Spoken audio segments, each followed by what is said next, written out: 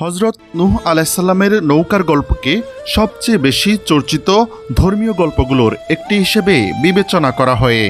বলা হয়ে থাকে, এই গল্প শোনেননি এমন লোক পৃথিবীতে খুব কমই আছেন। সেমিটিক ধর্মবিশ্বাসীদের মতে নূহ আলাইসাল্লাম বা নোয়াহ ছিলেন একজন নবী, যাকে সৃষ্টিকর্তা পাঠিয়েছিলেন মানবজাতির পথপ্রদর্শক হিসেবে। ইহুদি, খ্রিস্টান ও ইসলাম ধর্মকে সেমিটিক ধর্ম বলা হয়। এসব ধর্মের অনুসারীরা বিশ্বাস করেন সৃষ্টিকর্তার নির্দেশে নূহ আলাইহিস সালাম এমন একটি নৌকা বানিয়েছিলেন মহাপ্লাবনের সময়, যেটিতে আশ্রয় নিয়ে মানুষ ও পৃথিবীর অন্যান্য প্রাণীকুল নিজেদের অস্তিত্ব রক্ষা করেছিল। কিন্তু মহাপ্লাবনের পর বিশাল আকৃতির সেই নৌকার পরিণতি ঠিক কী হয়েছিল, সেটির অস্তিত্ব কি এখনও টিকে আছে? যদি টিকে থাকে তাহলে নৌকাটি ঠিক কোথায় রয়েছে? এমন নানান প্রশ্ন শত শত বছর ধরে মানুষের মনকে আচ্ছন্ন করে রেখেছে। এসব প্রশ্নের উত্তর খুঁজে পেতে অনুসন্ধানও কম চালানো হয়নি। এর মধ্যে সবচেয়ে বেশি অনুসন্ধান চালানো হয়েছে তুরস্কের আরারাত পর্বতে, যেটির উচ্চতা 5000 মিটারেরও বেশি। কারণ মহাপ্লাবনের পর এই পর্বতেই নূহ আলাইহিস সালামের নৌকা নোঙর ফেলেছিল বলে খ্রিস্টানদের ধর্মগ্রন্থ বাইবেলে উল্লেখ করা হয়েছে। বিভিন্ন সময় সেখানে নূহ আলাইহিস সালামের নৌকা খুঁজে পাওয়ার দাবিও করেছেন অনেকে, তবে তাদের কেউই নিজেদের দাবির পক্ষে পর্যাপ্ত প্রমাণ দেখাতে পারেননি।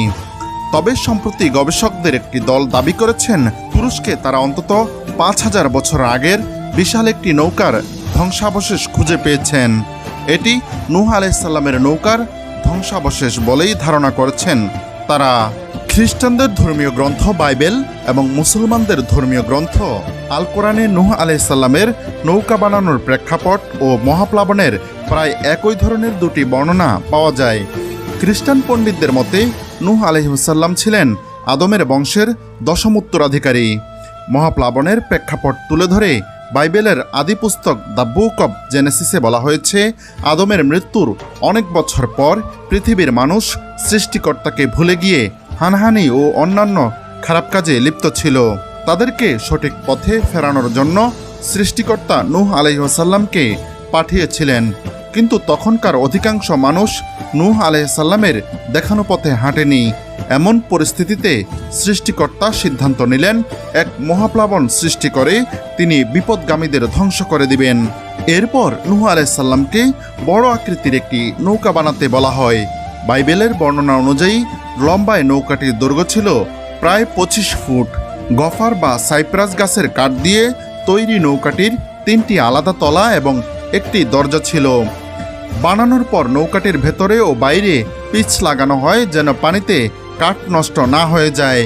এরপর পশু ও পাখির মধ্য থেকে নারী পুরুষ মিলিয়ে প্রতিটির 7টি করে জোড়া নৌকাতে তোলা হয়।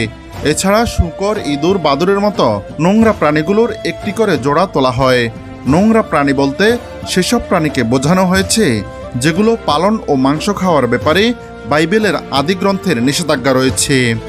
জোড়ায় জোড়ায় পশু পাখি তোলার পর নূহ আলাইহিস সালাম তার পরিবারের সদস্যদেরকে নিয়ে নৌকায় ওঠেন। এরপর সৃষ্টিকর্তা নৌকার দরজা বন্ধ করে দেন। দ্য বুক অব জেনেসিসের বর্ণনা অনুযায়ী 3তলা নৌকার নিচতলায় জন্তু জানোয়ার, দোতলায় মানুষ এবং উপরের তলায় পাখিদের রাখা হয়। এরপর শুরু হয় মহাপ্লাবন। প্রায় 40 দিন এবং 40 রাত ধরে মুষলধারে বৃষ্টিপাত হয়। তখন পৃথিবীর সবচেয়ে উঁচু পাহাড়ের চূড়া না ডোবা পর্যন্ত পানি বাড়তে থাকে বলে বাইবেলের বর্ণনায় উঠে এসেছে। এমন মহাপ্লাবন 150 দিন স্থায়ী হয়েছিল। ফলে নূহ আলাইহিস সালামের নৌকার বাহিরে পৃথিবীর আর কোথাও কোনো প্রাণীর অস্তিত্ব ছিল না বলে বাইবেলে বলা হয়েছে। 5 মাস পর পানি কমতে শুরু করে। এরপর নূহ আলাইহিস সালামের নৌকা আরারাত পাহাড়ে অবস্থান নেয়।